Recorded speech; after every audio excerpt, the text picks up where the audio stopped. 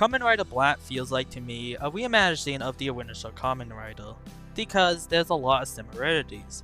Like, a man is captured by this evil organization, gets turned into a cyborg, he escapes, and swears to fight this evil organization as the hero, Kamen Rider.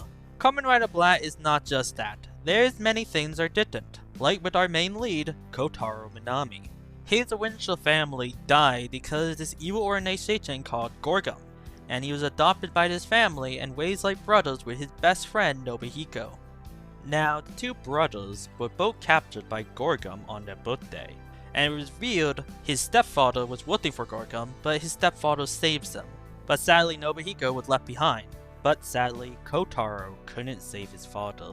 His father died because of Gorgom, and he swears Gorgom will pay. Kamen Rider Blatt's design is extremely cool. I really like the fact we can see these fleshy muscle details on him. Kotaro is an extremely likable character, but he's also a very tragic character. Kotaro is a very lonely character.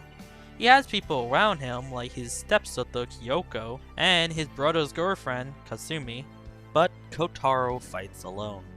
He doesn't have allies, for a time, but eventually he does get some allies, like an Interpol agent called Tucky. It's a nice reimagining of the original Tucky. He also has some allies of kids. These kids were experimented by Gorgom, and they help him out in some episodes. But we can't forget about Kamen Rider Blatt's first ally, Battle Hopper. I really like the fact Kamen Rider's Bite is alive, and he's very loyal to Kamen Rider Blatt. He is his partner, his friend.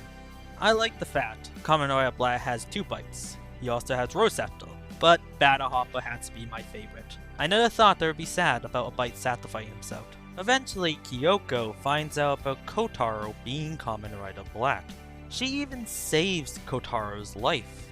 And when Kasumi finds out, I like the fact they both help him out. Now, the evil organization Gorgom is honestly really creepy, and I really like Gorgom. Eventually, the High Priests. They are a really fun group of villains. My favorite is probably Darom is probably my favorite. I like the fact they are all kinda like siblings. They care about each other. When the first one of them dies, Bicham, she sacrifices herself and tells them to shoot at her, but they don't. The only one that shoots is Shadow Moon.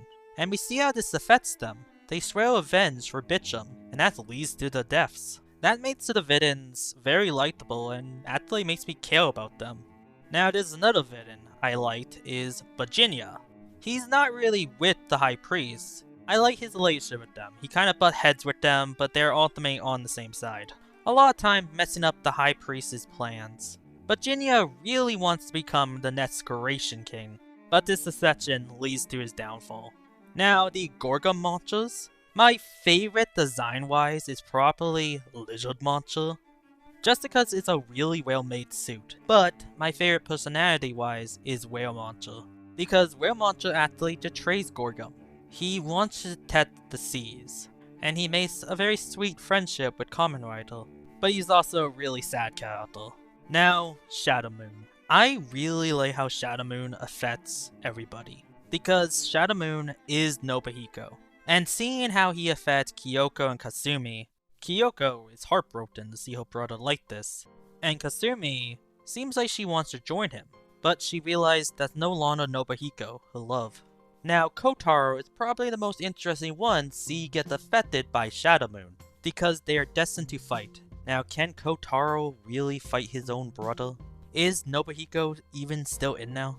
Some moments it seems like he is. He stopped shooting because he don't want to kill his sister Kyoko. And there's also another moment where he could have finished off Blatt and cut the King's Stone, but he didn't do that. And in my opinion, at the end of the show, when Blatt is calling for the sword, I think Nobuhiko is the one to give it to him, because he says Kotaro's name. The ending of Kamen Rider Blatt I really love, because it's a really sad ending. Kotaro has saved the day. He defeated Gorgom, but he didn't win.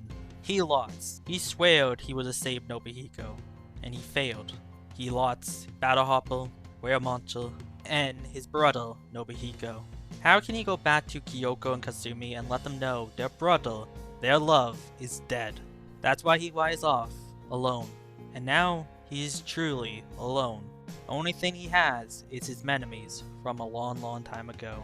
Kamen Rider Blatt is one of the best in the Showa era of tokusatsu as a whole, and in my opinion, this show is a masterpiece. Probably one of my favorite Kamen Rider shows.